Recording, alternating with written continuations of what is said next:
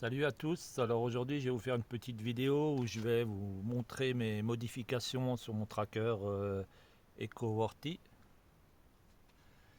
Alors j'ai commencé par, voilà, j'ai mis une batterie 12 volts, 12 ampères heure, pour faire fonctionner les vérins et l'électronique. Après j'ai mis un petit contrôleur de la même marque, EcoWorthy, avec son petit panneau solaire que j'ai mis à l'extrémité d'un panneau.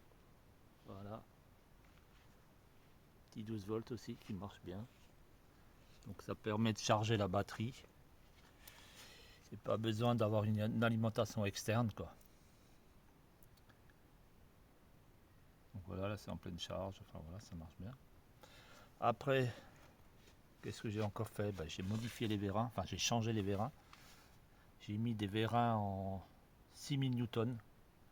Parce que ceux d'origine ils sont un peu légers. Surtout avec 3 panneaux. 3 panneaux de 500 watts. Donc j'ai changé. Là c'est le 150. Là c'est le 300. Voilà, la même marque. Aussi 6000 newtons. Là j'ai mis une petite rallonge, ce qui me permet de l'incliner plus dans un sens ou dans l'autre pour gagner quelques degrés, surtout en saison, mauvaise saison, c'est-à-dire vers l'hiver où le soleil est assez bas. Voilà, on gagne quelques degrés, donc on peut gagner aussi du coup un petit peu de production. Après, là j'ai mon capteur de luminosité avec un petit support fait avec l'imprimante 3D en PETG. J'avais d'abord fait en PLA, mais le PLA tient pas la température. Quand il faisait 35 degrés, ça s'est un peu déformé, donc je l'ai refait en PETG. Après, ah, ça y est, il bouge. Il a décidé de bouger. Alors vous voyez, il pleut, hein. Aujourd'hui le temps il n'est pas terrible. Là, vous pouvez voir les 3 panneaux.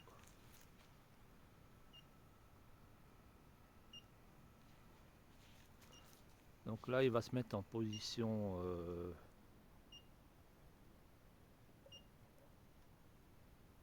là, il se met en position repos vu qu'il n'y a pas de soleil.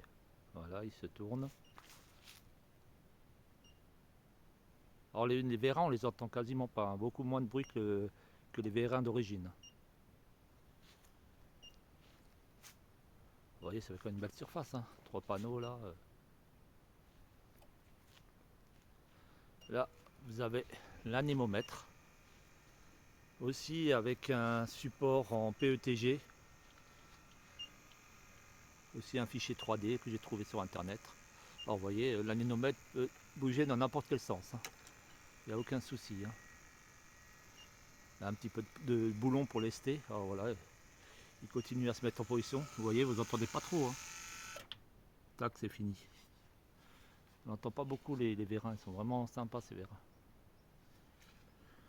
Donc voilà, après au niveau de la structure, en modification, alors d'origine vous avez seulement cette barre. Vous en avez seulement une d'origine. Et comme j'en avais en trop, du coup, voilà, j'en ai mis une deuxième à l'intérieur là. Donc j'ai doublé au niveau de la structure, j'ai doublé pour renforcer et rigidifier un peu le tout.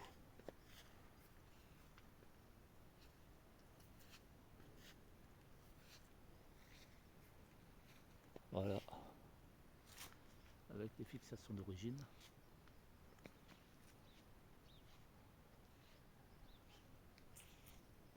Voilà. Ça permet quand même d'avoir quelque chose un peu plus costaud parce que 3 panneaux ça fait quand même un certain poids, surtout que là, vous voyez, je vais essayer d'avoir un peu de recul pour vous montrer. On voit que les extrémités ils sont légèrement courbés un peu. Bon, ça c'est dû au poids, mais la structure est quand même costaud, hein, ça bouge pas.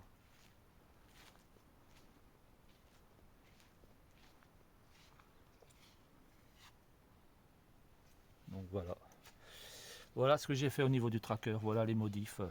Si ça peut aider certains ou leur donner des idées, quoi. toujours bon à prendre, hein. Autant partager, hein, si déjà faire profiter les autres, améliorer leur tracker. Voilà. Sur ce, bonne journée.